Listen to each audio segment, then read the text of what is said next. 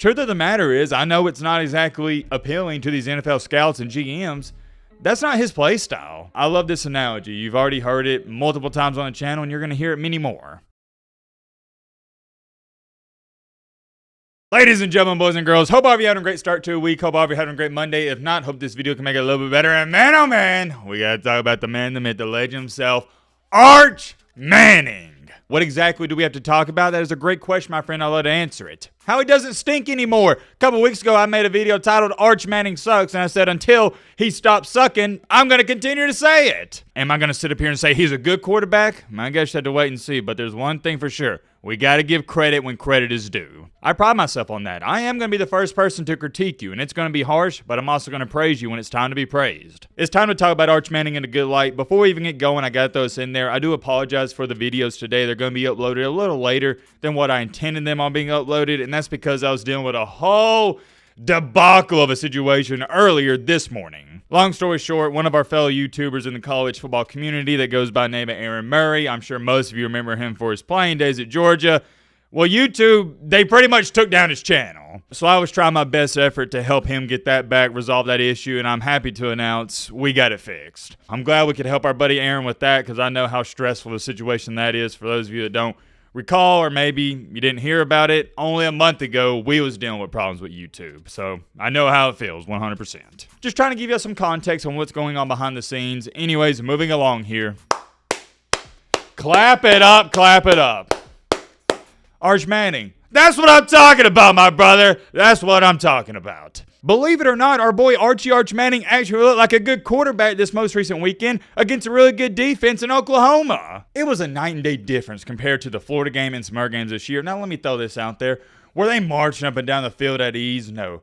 But you also got to throw in there, like we already talked about, that OU defense is stout. They have a top 10, if not a top 5 defense in the entire nation. I thought Arch Manning handled himself well. He didn't do anything he wasn't supposed to do. He didn't try to hit the home run. He took what the defense gave him. Give a ton of credit to Steve Sarkisian. He schemed up a great game plan, and he put Arch Manning in the best position possible to succeed. And that is what you're supposed to do as a head coach or a play caller or offensive coordinator. And he had a great stat line. I'll show it to you right here. 21 for 27, only had 6 incompletions, $166.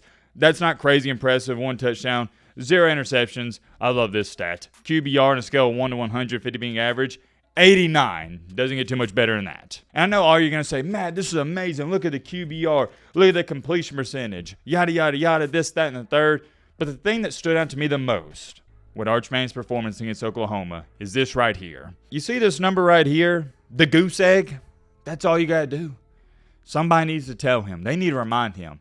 That's all you got to do. If you take care of this football against anybody that Texas plays this entire season, you're more than likely going to win. I know you can't play this game because interceptions and fumbles are going to happen, but if Arch Manning doesn't turn the ball over from this point on, I have a hard time believing Texas, with the weapons they have on offense, Trey Wisner, oh man, we can make an entirely separate video just talking about him. He is a battering ram, and that defense, it's going to be hard. Not like, oh, you're going to have to really try. No, it is going to be hard for Arch Manning to make this team lose. As great as he played, don't take anything away from him, it was only great because he didn't do anything stupid. Think about if he actually went out here and was like 40 for 50, 400 passing yards, 5 touchdowns, you'd have beat him by 50. As a quarterback, it is your job to know the identity of your team and also how the game is flowing. And the way most games have been flowing this year for Texas is you don't got to go out here and heave the ball up in triple or double coverage, Arch Manning. Heck, if it's 3rd and 10, everybody's covered, just dump it off to the running back in the flat, take your 5 yards and punt it. You don't got to go score for score with teams. And I think Arch Manning is finally realizing that, hey, it's okay if we punt. We got one of the best defenses in the country. And that right there, his decision-making, is going to take his game in this Texas team to a whole nother level. The only reason he's been booty juiced this entire season and he's been dead last in EPA, which stands for expected points added on the field, is because of the turnovers. And it's not just the turnovers, it's the sacks as well. And you can say, well, Matt, the O-line's got to do a better job. Yeah, you got an argument there, but I think Arch would even attest to this. A main reason for half of the sacks this year, if not 60% of them, are because Arch is holding onto the ball too long. You know how many sacks Oklahoma had in this game? 1. That's a difference maker. Arch Manning, 0 interceptions, and also getting the ball out quickly. And here's why Arch Manning is a scary quarterback. If he's not turning the ball over, he's getting the ball out quick, we know what he can do on the ground. He's a definition of a dual threat quarterback. I think one of his biggest problems early on this season, I don't know if it was by design. I don't know if Texas was and Sarkisian was pushing this on him, or maybe he was trying to prove it to the rest of the country. They were playing like, or Arch Manning was playing like, he's supposed to be this pro-style quarterback, like the stereotypical NFL QB. Truth of the matter is, I know it's not exactly appealing to these NFL scouts and GMs. That's not his play style. He is a dual-threat quarterback. He's not that great at reading defenses. He needs to get the ball out quick. That's number one. And number two, you need to draw run plays for him. I don't want to sit up here and call him a gimmicky quarterback because I think he can beat you from the pocket. He can be a good passer. Notice I'm not saying he is. I'm saying he can be a good passer. It's just not his play style to sit back there the entire game and beat you, dicing you up through the air, 15 yards here, 30 yards there, a 70-yard bomb there. No. That's not his play style, man. Arch Manning is what I like to label as a natural-born athlete. Just get the ball out of his hands and let his athletic ability take over. Give him quick decisions. And if you really want to break it down, when has he been at his best this year? When he escapes a pocket. One thing I knock on him is he does get happy feet.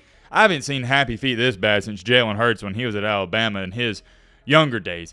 He leaves the pocket way too soon. However, you can't say much about it because when he leaves the pocket, that's when he's at his best, buying time and waiting for receivers to get open. He played great against OU. He played great. I think I'll get the point. Let me address this, though. Am I going to sit up here and say I'm not going to dare say or consider a great quarterback, but would I say, okay, he no longer sucks, he's a good quarterback? Heck to the no. Here's why. I love this analogy. You've already heard it multiple times on the channel, and you're going to hear it many more. You can't eat cookies Monday through Saturday, all day, every day, chocolate chip cookies, and then on Sunday you go, you know what, I'm going to eat a little healthy. I'm going to eat an apple. I'm going to eat an orange instead of a cookie.